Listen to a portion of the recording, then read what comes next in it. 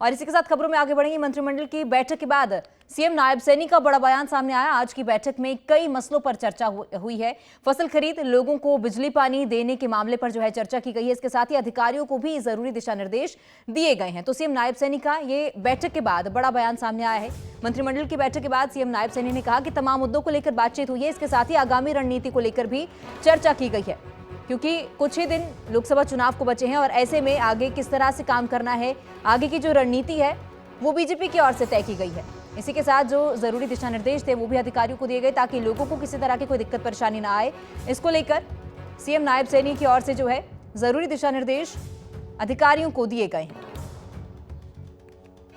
तो आगे की रणनीति पर जो है चर्चा जरूर की गई है। आचार संहिता लगी हुई है और ऐसे में जो है लोगों को बिजली पानी की कोई दिक्कत ना हो, उसके लिए भी अधिकारियों से बातचीत की गई है। अधिकारियों को निर्देश दिए गए हैं। साथ ही गेहूं और सरसों की सरकारी खरीद भी शुरू होने वाली है। तो ऐसे में अधिकारियों को मंडियों में पीने के पानी और तमाम फसलों के उठान आदि की व्यवस्था समय पर करने को कहा गया है। प्रदेशवासियों को होली की बहुत बहुत शुभकामनाएं। ये महापर्व सभी के लिए मंगलमय हो और हरियाणा प्रदेश विकास में लगातार आगे बढ़े। जो आदरणीय मनोहर लाल जी ने जो काम शुरू किए थे, उन कामों को मजबूती से आगे बढ़ाते हुए हर व्यक्ति तक सरकार की योजना पहुँचे, लाभ पहुँचे, इसको लेकर के होली महापर्व की सभी को बहुत बहुत शुभकामनाएं और बधाई दी है। और उसके साथ साथ कुछ और विषय जो डिस्कस हुए हैं कि आना हम चुनाव के अंदर हैं, आचार संहिता लगी हुई है, पानी और बिजली की कोई दिक्कत ना आए और हमारे गेहूं की परचेज भी है, सरसों की परचेज भी है। 26 तारीख से उसको कर रहे हैं कि वहाँ भी आगे भी उसकी कोई समस्या दिक्कत लोगों को ना हो।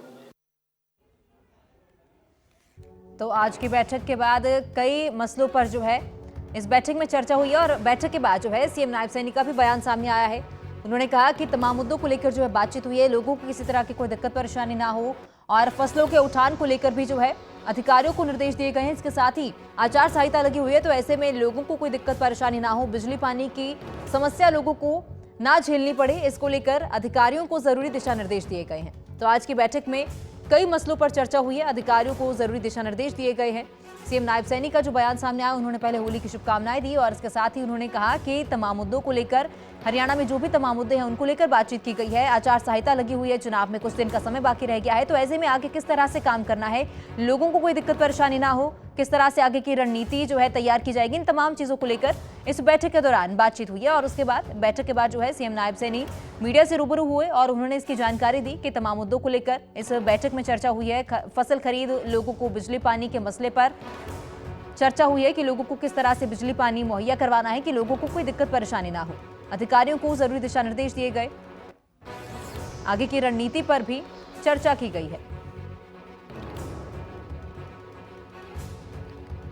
लोकसभा चुनाव में नायब सैनी ने कहा कि लोकसभा चुनाव में जो है महज 95 दिन का समय बाकी रह गया है और इन 95 दिनों में किस तरह से बीजेपी को काम करना है, किस तरह से बीजेपी को आगे बढ़ना है, उसको लेकर भी चर्चा हुई है। इसके साथ ही उन्होंने पूर्व सीएम मनोहर लाल का भी जिक्र किया। उन्होंने कहा कि मनोहर लाल के नेतृत्व में प्रदेश ने बहुत विकास किया है और ये जो काम है इसी तरह से हम भी जारी रखेंगे। अगले कुछ दिनों में चुनाव होने हैं और उससे पहले बीजेपी को किस तरह से काम करना है, लोगों को कोई दिक्कत परेशानी ना हो, इसको लेकर बैठक में बातचीत की गई है।